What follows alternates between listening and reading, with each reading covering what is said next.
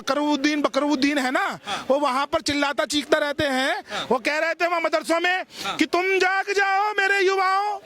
अरे भैया मैं कहना चाहता हूं कि अगर हिंदू युवा सुन लेगा और वो जाग गया और उसको याद आ गया कि किस प्रकार से मुगलिया सल्तनत में 40,000 से ज्यादा हमारे मंदिरों को तोड़ा गया और लाखों हमारे हिंदुओं का नरसंहार किया गया, करोड़ों का धर्म परिवर्तन किया गया, और उसका बदला लेने यदि हमारे देश का युवा उठ खड़ा हुआ तो तुम्हारे लिए भागने के लिए जमीन कम पड़ जाएगी। कि अभी तो अयोध्या तो झांकी है और काशी मथुरा बाकी है।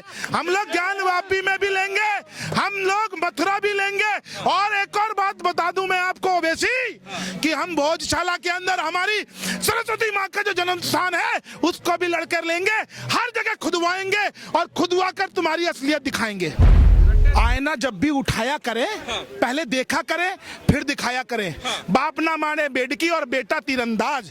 जिनकी दादी ने देश के अंदर आपातकाल लगाया हो, 100 से ज्यादा सरकारें जो हैं वो बर्खास्त कर दी हो चुनी हुई, जिन्होंने इस देश के लोकतंत्र की हत्या की हो, जेल में डाल दिया हो पूरे विपक्ष को, वो लोकतंत्र की बात करेंगे। दान में इनको मुल्क दिया हमने पाकिस्तान, और भीख में हिंदुस्तान की नागरिकता दे दी इन लोगों को हमने। वरना इस देश का जो विभाजन हुआ था वो हुआ था केवल धार्मिक आधार पर कि हिंदुओं का हिंदुस्तान होगा और मुसलमानों का पाकिस्तान होगा। 22 तारीख को रामलला आ रहे हैं, उससे पहले तमाम विवाद उठ रहे हैं। उनको लेकर एनसीपी नेता से लेकर तमाम विपक्षी नेता जो है उन पर सवाल उठा रहे हैं। इस वक्त हमारे साथ में सूर्य मैथिल जी हैं। सर सबसे पहले तो आपका स्वागत है।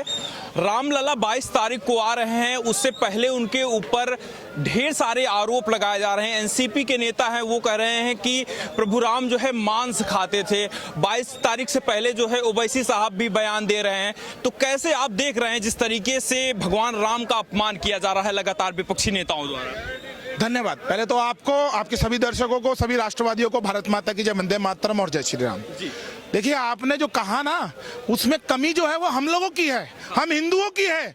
क्योंकि हमें आधा ही श्लोक पढ़ाया गया, अहिंसा परमो धर्म।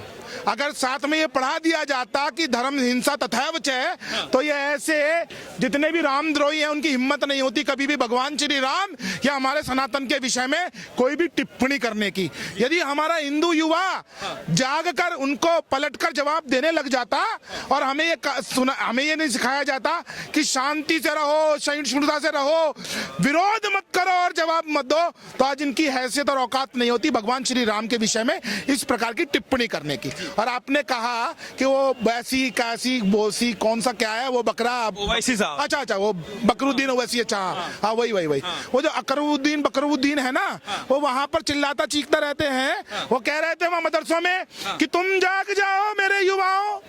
अरे भैया मैं कहना चाहता हूं कि अगर हिंदू युवा सुन लेगा और वो जाग गया और उसको याद आ गया कि किस प्रकार से मुगलिया सल्तनत में 40,000 से ज्यादा हमारे मंदिरों को तोड़ा गया और लाखों हमारे हिंदुओं का नरसंहार किया गया, करोड़ों का धर्म परिवर्तन किया गया, और उसका बदला लेने यदि हमारे देश का युवा उठ खड़ा हुआ तो तुम्हारे लिए भागने के लिए जमीन कम पड़ जाएगी। तुम हिंदुस्तान तो छोड़ो, वहां इजराइल और कहां फिलिस्तीन कहां भागते फिरोगे। तो मेरा निवेदन है अकबरुद्दीन जी और जो भी बकरुद्दीन जी, आप अपनी लिमिट में रहिए और कायदे में रहिए, भारत के संविधान के दायरे में रहिए, क्योंकि कायदे में रहेंगे तो आप फायदे में रहेंगे। अन्यथा देश के युवा का यदि सब्र टूट गया तो आपको तकरीरें देने के लिए मंच नहीं मिलेगा। ओवैसी साहब यही कह रहे हैं कि हमारी मस्जिदें हमसे छीने जा रहे हैं। बाबरी मस्जिद को लेकर वो कह रहे हैं कि युवाओं से कह रहे हैं कि हमारी मस्जिदें हमें आबाद रखिए। मस्जिदें छीनी जा रही। 22 तारीख को जैसे रामलला आ रहे हैं उससे पहले ऐसे बयान दे के देश का माहौल बिगाड़ने की कोशिश हो रही है। देखिए दान में इनको मुल्क दिया हमने पाकिस्तान, और भीख में हिंदुस्तान की नागरिकता दे दी इन लोगों को हमने। वरना इस देश का जो विभाजन हुआ था वो हुआ था केवल धार्मिक आधार पर कि हिंदुओं का हिंदुस्तान होगा और मुसलमानों का पाकिस्तान होगा। लेकिन ये लोग भीख में यहाँ पर नागरिकता मांगकर आज ये मालिक बनने की कोशिश कर रहे हैं। तो मैं इनको कह देना चाहता हूं कि बस की सीट पर यदि आपने किसी प्रकार से एक अपना रुमाल फेंक के रख दिया तो बस की सीट आपकी नहीं हो जाती। जिस मस्जिद को खोदोगे वहां पर हमारे भगवान श्री राम या श्री कृष्ण निकलेंगे, याद रखना। अरे 1 2 3 नहीं, 40,000 मंदिर तोड़ के कब्जा किए थे आप लोगों ने, और अभी से आप दर्द शुरू हो गया। अरे भैया, हिंदुओं ने तो कानून से लिए हैं अपने मंदिर। भगवान श्री राम का ये जो दिव्य और भव्य मंदिर आज प्राण प्रतिष्ठा होने जा रही है, 550 साल का संघर्ष और 70 साल की कानूनी लड़ाई से हम लोगों ने लिया। जिस देश में हम बहुसंख्यक हैं, 100 करोड़ है, वहां पर हम भीख मांग रहे हैं न्यायालय में कि हमें हमारे मंदिरों को वापस देना है। कोर्ट में खड़े होकर चिल्लाते हैं। बताइए भगवान श्री राम कहां पैदा हुए? ये केवल भारत में ही हो सकता है, वरना पाकिस्तान हो, बांग्लादेश हो, अफगानिस्तान हो या फिर यूएई हो, वहां पर तो तन से जुदा हो जाता है एक फतवा आते ही। तो मैं ये कहना चाहता हूं इनसे कि अभी तो अयोध्या तो झांकी है और काशी मथुरा बाकी है। हम लोग ज्ञानवापी में भी लेंगे, हम लोग मथुरा भी लेंगे। और एक और बात बता दूं मैं आपको ओवैसी, कि हम भोजशाला के अंदर हमारी सरस्वती माँ का जो जन्म स्थान है उसको भी लड़कर लेंगे, हर जगह खुदवाएंगे और खुदवा कर तुम्हारी असलियत दिखाएंगे। लगातार जो राम पर सवाल जो उठाए जा रहे हैं, तेजस्वी यादव भी जो है कल ही कह रहे हैं कि जो है आखिर राम मंदिर की जरूरत क्या है? अगर हम बीमार होंगे तो अस्पताल जाएंगे, तो हमें राम मंदिर की जरूरत क्यों पड़ रही? चीजों के, अगर हमें शिक्षा चाहिए तो हम स्कूल जाएंगे, बीमार होंगे तो अस्पताल जाएंगे, तो राम जी का मंदिर जरूरी क्यों है? इतना जरूरी क्यों है? उनसे पूछते, वो जो मदरसों में जाके और वो बिछाकर दरी परीसी टोपी लगाकर जो सजदा करते हैं, वो क्या जरूरत है भाई तुम्हें? तुम तो हिंदू हो, तुम ये जो रंगे हुए सियार बनते हो केवल वोट की राजनीति के, इसलिए ही तो तुम लग रहा है ना कि हिंदुओं को तोड़ने की बात करते हो। तुम यहाँ पर ब्राह्मण बनिया ठाकुर तो बनाओगे, तुम जाटव बनाओगे, क्षत्रिय बनाओगे, तुम यहाँ पर यादव बनाओगे, तुम वैश्य बनाओगे, लेकिन वहां पर वो शेख, मनिहार, हलालखोर और रंगरेज, शिया, सुन्नी, वहाबी, उनको एक कर दोगे। यही तो बिहार में हुआ ना। तो ये इनकी सोची समझी साजिश है कि ये जो देश का सनातनी है, ये एक बार फिर से जाति धर्म से ऊपर उठ के और राष्ट्रवाद की बात कर रहा है, सनातन की बात कर रहा है। किसी तरीके से इनको तोड़ा जाए, किसी तरीके से इनको खंड खंड किया जाए, क्योंकि यही तो वो नरेंद्र मोदी की ताकत है, जो शस्त्र के रूप में नरेंद्र मोदी को शक्ति दे रहा है। और इसको तोड़ने के लिए यही जातिवाद का ये जहर डाल रहे हैं। लेकिन अब की बार सनातनी रुकेगा नहीं।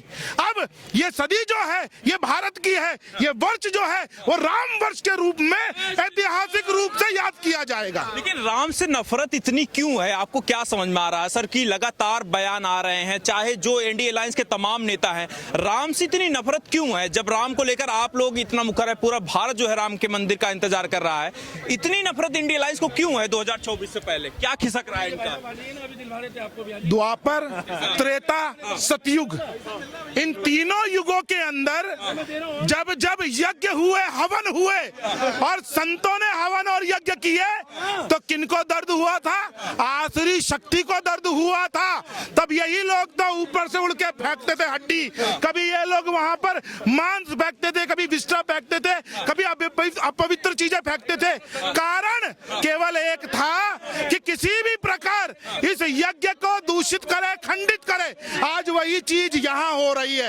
ये जितना इंडी गठबंधन है ना, जिनको कि कभी दिखता था कि राम तो काल्पनिक है, भगवान श्री राम का कोई अस्तित्व नहीं है, जो सनातन को डेंगू कहते हैं, मलेरिया कहते हैं, HIV कहते हैं, वो लोग आज खड़े होकर भगवान श्री राम के मंदिर के शिलान्यास, मंदिर की प्राण प्रतिष्ठा पे प्रश्न उठा रहे हैं। ये तो अपने आप में हास्यास्पद है।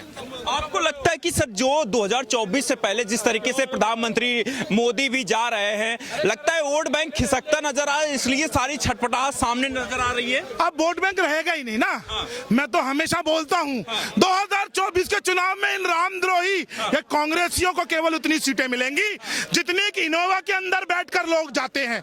ये इनोवा कांग्रेस बनने जा रही है। आप देख लीजिए, उत्तर से देखे दक्षिण तक और पूर्व से लेकर पश्चिम तक पूरा देश राममय हो गया है। 22 तारीख को घर घर में दीपावली होगी, घर घर में दीप पूजन होगा। जिस प्रकार प्रधानमंत्री जी ने कोरोना के अंदर कहा था आप ताली बजाइए, थाली बजाइए, उस प्रकार से घर घर में दीपावली होगी और पूरा देश राममय होगा। और 2024 जो है वो 400 सीटों के साथ नरेंद्र मोदी वापस आएंगे। उसके बाद भगवान श्री कृष्ण की हम जो जन्मभूमि जो आज कब्जे में है उसको वापस लेंगे। हमारे विश्वेश्वर वो वहां बजू खाने में अपमानित हो रहे हैं, उनको वापस लेंगे। उनका भी हम लोग रुद्राभिषेक करेंगे और सरस्वती माता की जन्मभूमि भोजशाला मध्य प्रदेश को भी वापस लेंगे। डंके की चोट पे लेंगे, कोई रोक नहीं सकता। 21वीं सदी भारत की है और ये वर्ष जो है वो राम का है। धन्यवाद। राम के नाम पे राजनीति कर रही है बीजेपी, ये आरोप लग रहे हैं, इंडिया अलायंस कर रहा है कि मोदी के नाम पे राजनीति कर रहे हैं। क्या बीजेपी राम के नाम पे राजनीति कर रही है? आपसे पूछता हूं उपाध्याय जी, इतिहास में चलते हैं। सुप्रीम कोर्ट का ऑर्डर तो शाहबानों के मुद्दे पे भी आया था, तब क्या हुआ था? शाहबानों के मुद्दे पे क्या कहा था राजीव गांधी ने? हम लोगों की भावनाओं को आहत नहीं होने देंगे। उन्होंने शाहबानों के मुद्दे पे पलट के रख दिया था। सुप्रीम कोर्ट का ऑर्डर पलटा था ना। तो उसी प्रकार से यदि आज केंद्र में नरेंद्र मोदी की सरकार नहीं होती, राम भक्तों की सरकार नहीं होती, 56 इंच सरकार नहीं होती, तो भैया यहाँ पर भी ये लोग एक बिल ले आते, देश की गंगा जमनी तहजीब जो है ना वो तार तार हो जाएगी, खून खराबा हो जाएगा, भाईचारा खराब हो जाएगा। लेकिन नहीं, ना तो एक बूंद खून गिरा ना एक पत्थर चला। क्यों? केंद्र में नरेंद्र मोदी है और यूपी में योगी आदित्यनाथ है। ये जवाब है इन लोगों के लिए। तानाशाही की आरोप भी तो यही लगते हैं ना कि मोदी सरकार तानाशाह हो गई है, राम के नाम पे राजनीति कर रही, बेरोजगारी से भाग रही है, तमाम मुद्दों से भाग रही है, इसलिए न्याय यात्रा भी शुरू कर रहे हैं राहुल गांधी। तो आपको क्या लग रहा है, वाकई में तानाशाह हो गई मोदी सरकार जो आरोप लग रहे हैं? आईना जब भी उठाया करे, पहले देखा करे फिर दिखाया करे। बाप ना माने बेडकी और बेटा तीरंदाज। जिनकी दादी ने देश के अंदर आपातकाल लगाया हो, 100 से ज्यादा सरकारें जो हैं वो बर्खास्त कर दी हो चुनी हुई, जिन्होंने इस देश के लोकतंत्र की हत्या की हो, जेल में डाल दिया हो पूरे विपक्ष को, वो लोकतंत्र की बात करेंगे? मैं आपसे पूछना चाहता हूं, अरे भैया जब ये सत्ता में थे तब पूरे देश में आपातकाल लगाया, ये सत्ता से बाहर है तब भी मीडिया में आप देखिए 15-16 एंकर्स को इन्होंने बैन किया था। जो सच पूछते थे उनको इन्होंने बैन किया था। तो देश जानता है कि तानाशाह कौन है और तानाशाही किसने की है। तो 2024 में आ रहे हैं मोदी सरकार। अरे 400 सीटों के